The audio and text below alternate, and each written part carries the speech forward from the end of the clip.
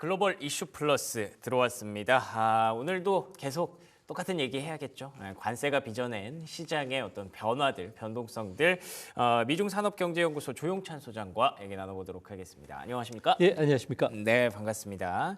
자, 지난주 정말 진짜 충격적인 그런 한 주가 지나갔습니다. 아시는 것처럼 주식시장도 변동성이 컸고요. 달러 인덱스가 거의 100 밑으로 한번 갔다 왔더라고요. 그런데다가 또 채권 시장의 변동성이 정말 많은 분들의 걱정을 불러일으키고 있는 상황인데요. 이런 상황 좀 어떻게 보고 계신지 궁금합니다.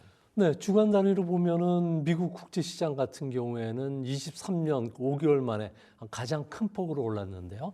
시장이 이런 패닉 상태에 빠짐으로 인해서 상호 관세를 전격적으로 90일간 일시 중단시키는 그런 사태로까지 확산이 됐습니다. 아무래도 관세 전쟁으로 인해서 세계 경제 침체 위험이 높아졌고요. 이로 인해서 미국 주식뿐만 아니라 안전자산이라고 여겼던 미국 국채, 그리고 달러화에 대해서도 매도 압력이 시달리는 그 트리플 약세가 지금 찾아왔다는 겁니다. 이제 앞으로 트리플 약세가 또 찾아올 수 있는지 여부를 좀 검증할 필요가 있는데요. 재현될 위험은 여전히 높은 것으로 보여집니다. 지금처럼 미국 국채가 불안한 상황 속에서 감세 정책이라도 발표가 된다면 장기 금리는 더 추가적인 상승이 가능할 것으로 보여지고요. 이 때문에 인프라 투자 관련된 이야기들에 대해서도 상당히 민감하게 반응할 가능성이 높다는 겁니다. 관세를 높여서 글로벌화를 추진하겠다는 게 트럼프 생각이긴 하지만 근본적인 이런 정책안들을 변경하지 않는 한은 시장의 불확실성은 언제든지 재발될 수 있을 거로 보여지는데요. 이 때문에 앞으로 트럼프 같은 경우에는 관세 정책을 180도 바꾸긴 힘들겠지만 톤다운은 진행된다는 점에서 주시장이 이전처럼 크게 급락할 가능성은 없을 것으로 보여집니다. 그렇군요. 이게 굉장히 좀 역설적인 부분이네요. 그러니까 미국 국채 금리가 이렇게 급등을 하고 역사적으로 주간 단위로 급등을 하고 앞으로도 조금 더 높아질 가능성이 있다고 보는데 그렇게 되면 오히려 트럼프 정부의 톤다운이 나올 수 있기 때문에 주식시장은 반대로 그래도 지지난주처럼 급락할 가능성은 많이 줄어들었다. 어떻게 보면은 트럼프의 유연성을 좀 확인했다라는 부분도 긍정적으로 해석할 수 있게 되네요. 근데 이런 부분을 중국이 좀 잘 알고 있게 된 게 좀 문제인 것 같아요. 중국이 계속 우군들을 좀 모으는 것 같기도 하고 공세를 좀 펼치고 있는 그런 구간인 것 같거든요. 이러면 금리라든지 달러화에 계속 부정적인 영향이 있을 수도 있을 것 같은데 어떻게 보십니까? 네, 지난주에 중국 같은 경우에도 미국 국채를 좀 매도한 것으로 지금 나오고 있는데요. 아무래도 중국뿐만 아니라 다른 나라들도 최근 들어와서 달러를 좀 줄이는 그런 모습을 보여주고 있습니다. 외환중기금에서 달러가 차지하는 비중은 2000년만 하더라도 70%가 넘었지만 지금은 60% 미만으로 지금 떨어졌는데요.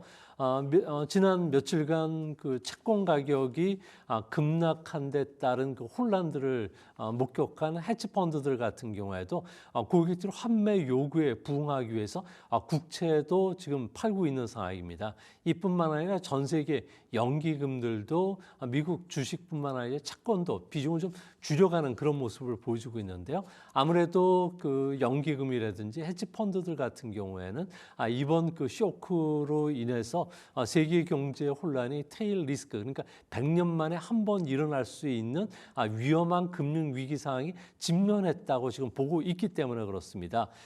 트럼프 같은 경우는 달러 약세주의자인데요. 아무래도 그 미국 제조업의 국제 경쟁력을 회복시키기 위해서 달러 약세가 필요하지만 기축통화 자체를 근간을 흔들 정도의 약세는 지금 원치를 않고 있는 그런 모습입니다. 당분간 달러 약세가 진행된다는 점에서 안전통화인 스위스 프랑이라든지 호주 달러, 일본 엔화가 상대적인 강세를 보일 가능성이 크고요. 또 그와 함께 달러도 강세를 보일 가능성이 크지 않나 보여집니다.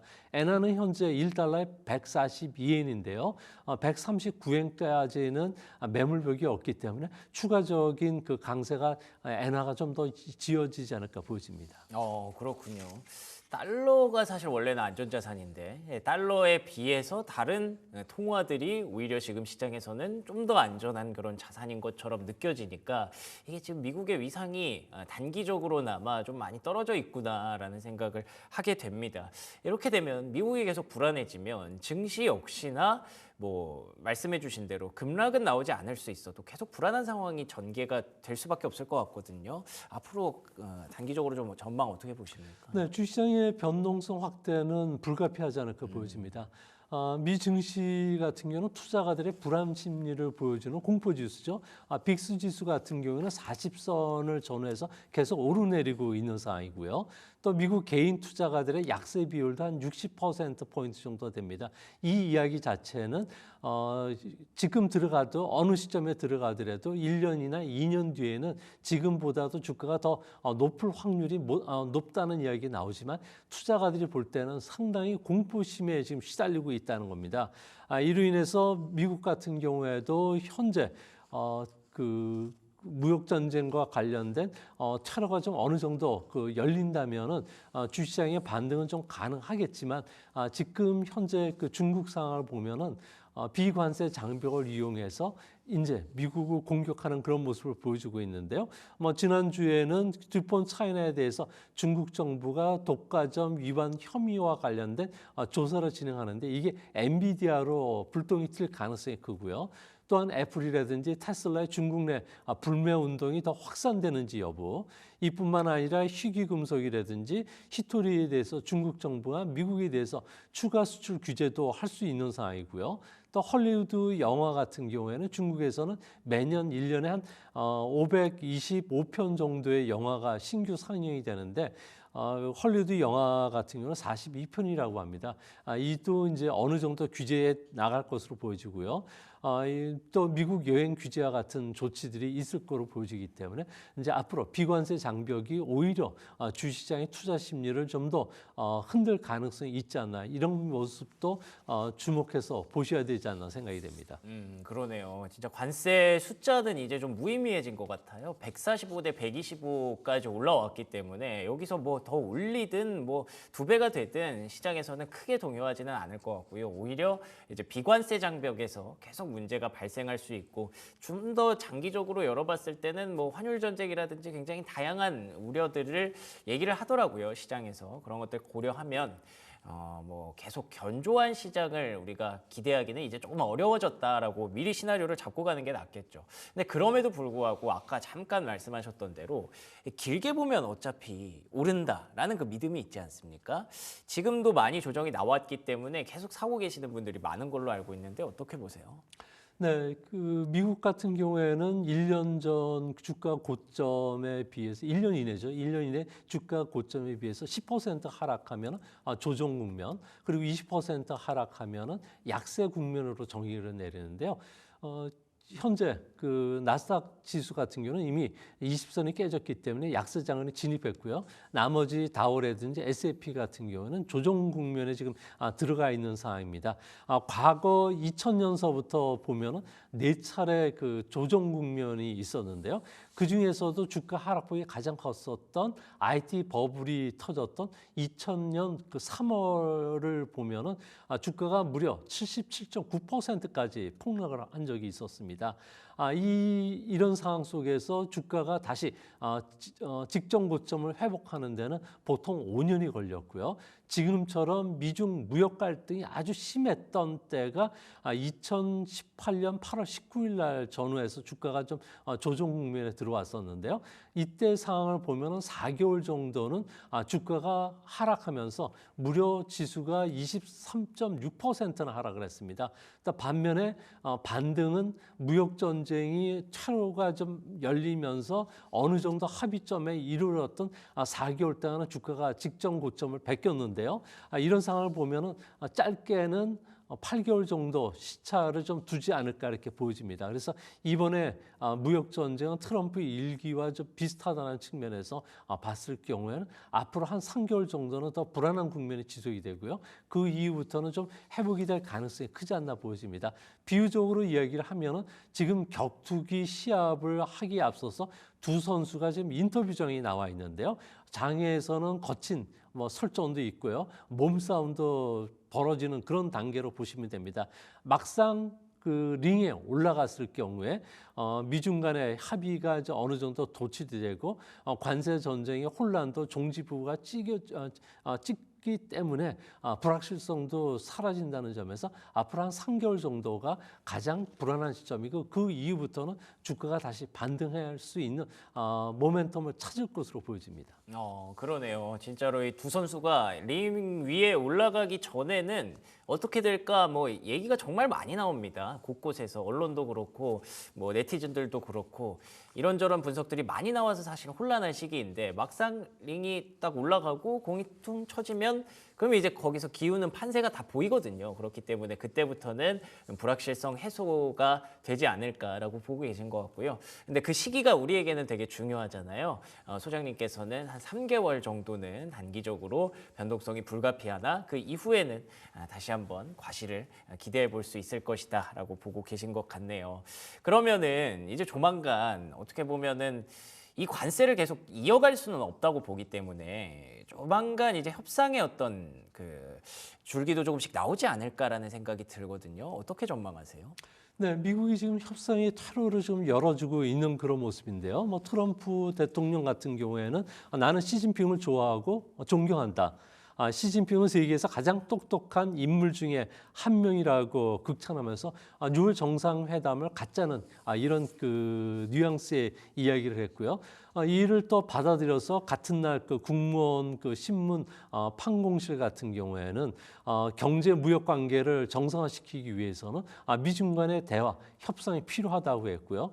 또한 12일 날 같은 경우에는 중국이 미국 그 수입품에 대해서 125%의 관세를 부과했지만 이번 보복 조치는 마지막이라고 이야기를 했는데요. 트럼프 체면도 살려줬고요.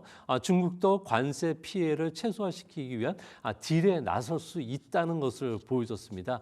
이 때문에 이제 빠르면은 6월달 버스데이 서미트라 그러죠. 생일 정상회담을 하게 되는데 시진핑과 트럼프는 생일이 하루 차라 그럽니다. 모두 6월 달이기 때문에 그런데요. 이때 정상회담을 통해서 두 사람이 탑다운 방식의 딜이 성공을 한다면은 무역 협상 채널이 다시 가동이 되면서 주시장 같은 경우에도 반등할 수 있는 모멘텀이 확실히 마련되지 않을까 보여집니다.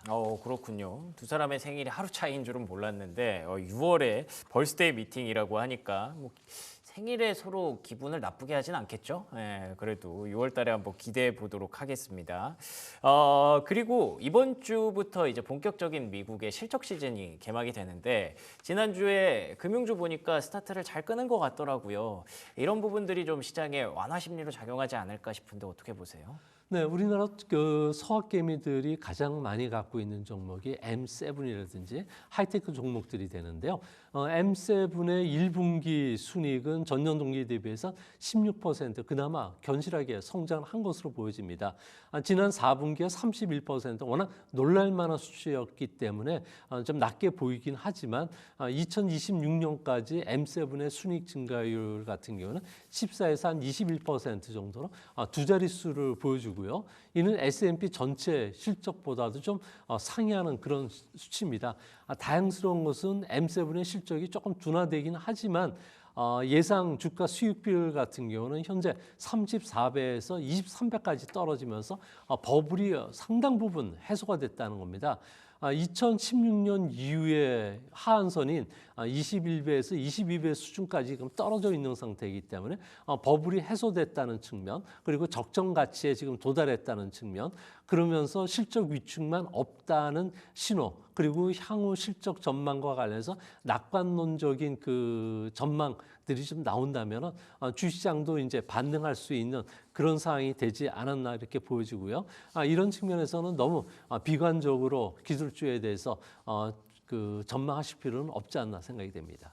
그렇군요. 오히려 진짜 역설적인 상황들이 많이 발생을 해요. 이렇게 관세로 인해서 리스크가 커졌지만 또 반대로 생각을 해보면 시장 측면에서 생각을 해보면 야, M7 이거 많이 내려왔네. 이거 기회가 될 것 같은데 라는 생각을 충분히 할 수 있는, 실제로 밸류에이션도 평년에 비해서 많이 좀 빠져 있는 그런 상황인 것 같아서 약간은 좀 이번 실적 시즌 뭐 걱정 많이 되지만 그래도 조심스럽게 기대도 좀 됩니다. 자, 그리고 중국 얘기 좀 하다가 마무리를 해볼게요. 아무래도 어쨌든 145라는 관세를 타격을 피할 수는 없는 상황이기 때문에 이번 주에 또 중국 실물 지표가 발표된다고 하던데, 중국이 워낙에 경기 문제로 인해서 시름을 좀 앓고 있지 않았습니까? 약간 좀 어떻게 봐야 될지 궁금하네요. 네, 이번 주 수요일 날 발표되는 중국의 그 1분기 GDP 성장률은 예상 외로 좀 좋아질 가능성이 상당히 높습니다.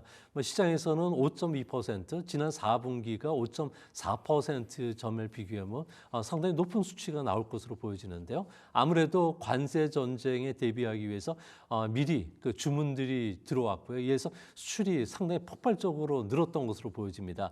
하지만 이번에 미국이 145%, 중국도 125% 관세 전쟁이 들어가면서 중국 같은 경우에는 OECD 개량 모델을 가지고 분석을 해보면은 실질 GDP는 한 3년간에 걸쳐서 2.91%포인트 정도 뚝 떨어진다고 합니다.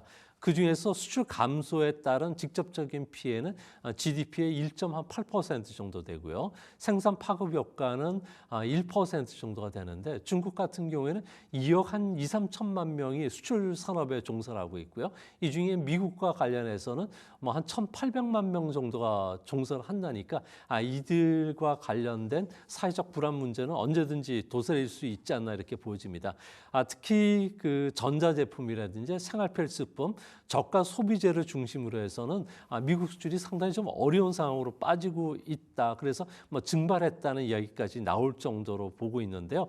이제 앞으로 나머지 종목들 같은 경우에는 관세발 가격 탄성치의 절대치가 지금 적어져 있는 상태입니다. 소위 말해서 애플 핸드폰 같은 경우에도 살 사람은 산다는 거죠. 그래서 가격 탄력이 이제 비탄력적으로 움직이기 때문에 그런 측면에서 보면은 지금보다도 더 악화되지는 않을 것으로 보여지고요. 그런 측면에서 올해 실질 GDP는 4%를 깨질 가능성이 큰데, 중국 정부가 나서서 GDP 성장률을 높이기 위한 여러 가지 부양 조치들도 빨라질 수 있다는 측면에서 너무 비관적으로 보실 필요는 없다고 생각이 됩니다. 이거 또한 역설적인 상황이네요. 오히려 이렇게 성장률이 좀 깎이면 중국의 어떤 부양책이 나올 수 있다라는 부분. 간단히 그러면은 뭐 중국 쪽의 호재성 재료와 억제성 재료만 간단히 한번 정리해 볼까요? 네, 호재성 재료는 내수 부양을 위해서 이구 환신 제도를 좀 더 빨리 그리고 더 많은 자금을 투입할 것으로 보여지는데요. 이로 인해서 개인 소비도 늘어나고요. 또 설비 투자와 관련된 지원 정책이 들어가기 때문에 투자도 조금 늘어날 가능성이 크지 않나 이렇게 보여집니다. 뭐 중국 정부 같은 경우에도 전인대에서 이야기했듯이 대학 졸업생이라든지 취업 대책과 관련된 보조금이 나올 예정으로 있고요. 연금이나 육아 그리고 의료 관련 보조금을 주면서 소비를 자극하려는 정책들이 나올 가능성이 크다고 합니다. 중국 증시는 전통적으로 정책 시장이라는 측면에서 펀더멘털이 좋아지는 것보다는 정책이 어떻게 움직이느냐가 중요한데요. 그런 측면에서 보면 미국 증시가 어느 정도 바닥을 찍고 중국 증시도 이제 모멘텀을 찾는다면 아무래도 우리 증시에서도 호재 역할을 해줄 수 있다는 측면에서는 좀 긍정적으로 보실 필요가 있지 않나 생각이 됩니다.